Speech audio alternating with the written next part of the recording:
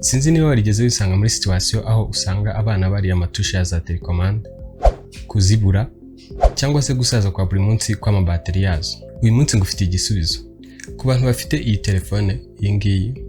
Iyi ni Tecno Spark 40 Pro Plus. Iyi telefone ikoranye IR cyangwa se infrared, abandi bakabyita infrarouge. By'umwihariko ikaba ikoranye remote control.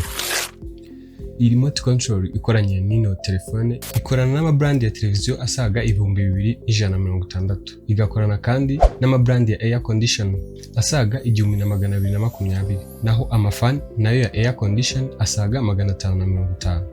Uti rero bikorwa bite? Fata telefone yawe ariyo Tecno Spark 40 Pro Plus, ubundi nkwereka uko bigenda.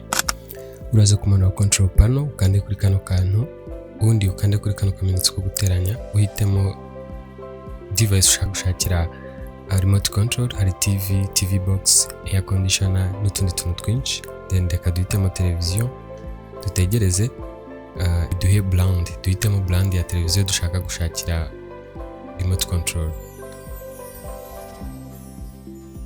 Tuza guhitamo LG, injiremo dukande yes. Hanyuma tuze kwegereza telefone yacu kuri ya device dushaka gushakira remote control. Hanyuma ukande hano handitse Garel. Ubundi tugende dukurikiza amabwiriza bitewe n'ibyo ubona muri televiziyo na telefone yawe.